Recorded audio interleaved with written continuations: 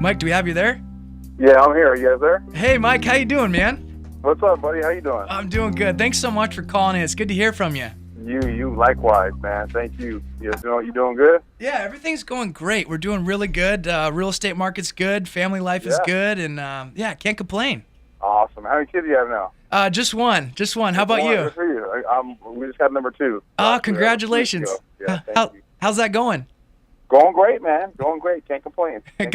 Got it all figured out? Yeah, I don't think you ever do. Amen to that. That's right. So what have you been up to lately? Man, just staying busy, my wife and I, we have our own real estate business. We run rental business. So we bought up a bunch of properties in Phoenix, Arizona, and turned them into a cash flow business. And so that keeps my wife more busy than I do. Me, I'm doing broadcasting on the side, and then mentoring for the NFLPA. So staying busy, man. Nice. And being a dad and everything as well. So you got a full gamut there. I love it. Yeah, man. Yeah. It's like I said, can't complain. And now tell me a little bit about this rental business. I mean, is it quite a few properties you guys are managing? Yeah. We have, we're well over a dozen now, but we basically bought them for $30,000-$40,000. Nice. And fixed them up and then turned them into a cash flow. Yeah. I mean, I wouldn't put, a family member or a friend in one of them, but they're in some of the tougher areas of Phoenix. But it's been good for us from the standpoint of cash flow and just moving on to that next chapter. Yeah, I think a lot of people can take advantage of the market right now by getting these investments and renting them out. And we're seeing a big hedge fund, Blackstone. They're over on the East Coast, and they're just swooping up properties left and right in Washington right now. And it's just it's good. We created our own hedge fund of Mike and Kim. There we go. we do all the managing and dealing with tenants, and so it's a full on deal. So Mike, you had a great career in the NFL, by the way. It's been fun knowing you growing up and watching you succeed, and I was just hoping to get some good stories on that. I mean, what's your favorite memory from it? From playing, my favorite memory from playing is by far just actually making it, really. Yeah. That's the biggest thing.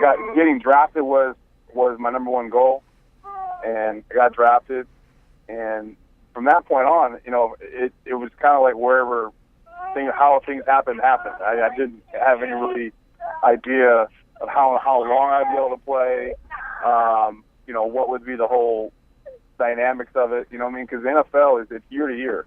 Yeah. So, once you establish yourself as a player, which I was able to do as a rookie, and start right out the gate down in New Orleans, then then you kind of understand kind of where your worth is at, and seeing kind of what your vision is going to be and what kind of goals you can set for yourself for the remainder of your career. But really, I tell people all the time that when you make it to a professional sport, make it to that professional level, and you establish yourself, you pretty much got a lottery ticket.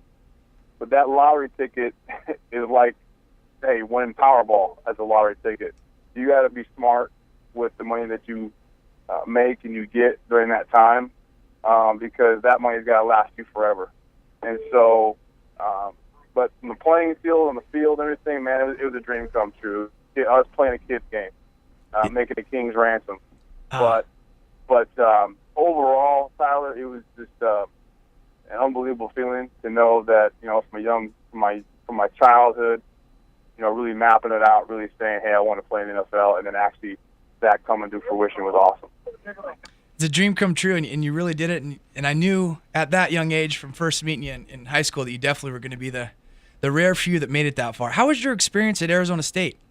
The experience at Arizona State was great, man. I mean, I didn't know what to expect. Coming out of Kentwood, I only had one scholarship offer, and it was only Arizona State. So it wasn't like I had a dozen or so scholarship offers and trips that I had to schedule and I could pick. I mean, that was really my only opportunity, and I had to make the best of it. So I did, and heck, it turned into where I ended up living in Arizona for 12 years beyond college. Yeah. So it was more than just a college experience. They obviously gave me an opportunity to play Pac-10 football, Division I college football, and they helped, put me on that stage to where I could show my talents to the NFL and have the opportunity of getting drafted. So, all in all, I guess the experience is exactly what I wanted out of it. I did not finish my degree on time. I'm actually still working on that right now, 10 years later. So, obviously through the NFL programs we have, continuing education is something I'm taking advantage of now that I'm retired from the NFL. So, but Arizona State, great school, awesome atmosphere, and again, it wasn't like I had 10 other schools, 12 other schools, 15 other schools I could pick from. Arizona State was the only one, and so I'd say my experience was everything I wanted to be. Can you walk us through that first NFL game you played? Just the emotions and the jitters and the excitement and the adrenaline flowing. I mean, what was that like for you?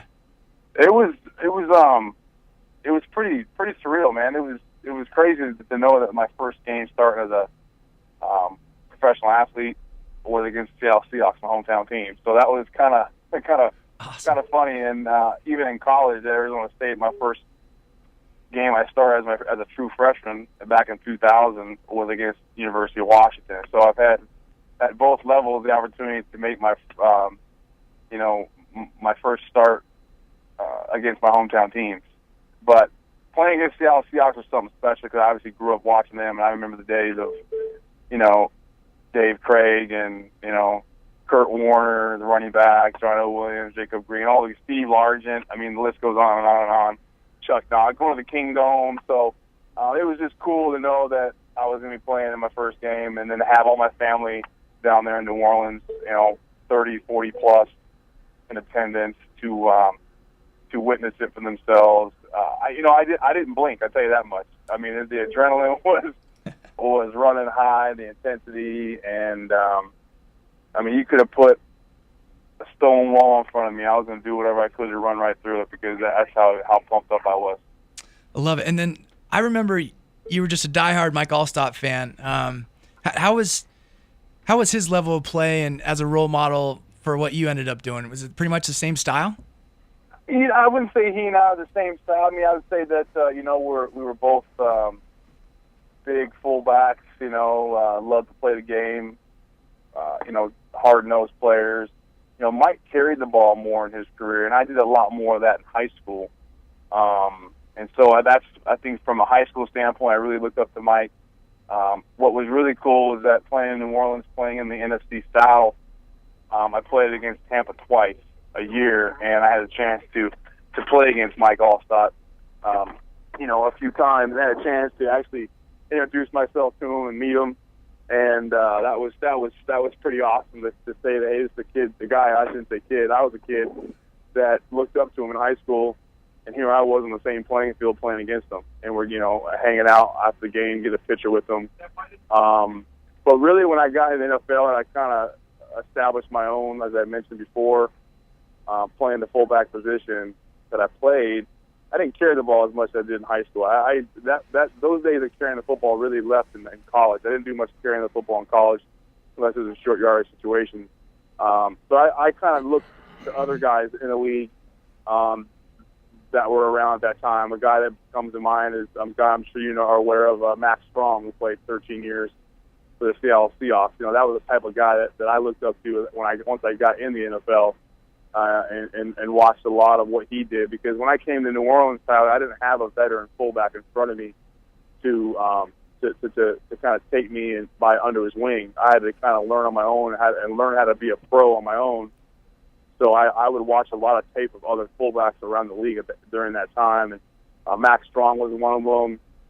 William Henderson out in Green Bay was one. Another guy down in San Diego was Lorenzo Neal. So I would watch a lot of those guys on tape and try to steal some things from them that would help me be successful on Sundays. Mike, on that note of mentoring and everything, tell us a little about your current role with the NFLPA.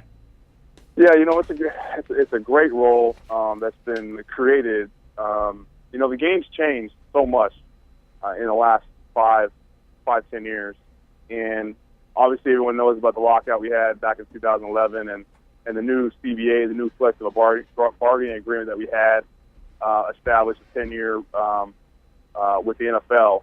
So the NFL Players Association is basically we advocate for players.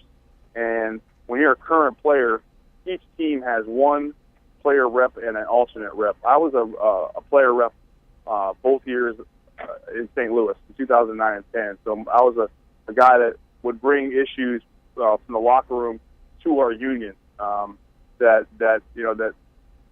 Basically you're a voice, you're an extension of the locker room to the Players Association. So, but when you're done playing, you obviously lose that title as a player rep.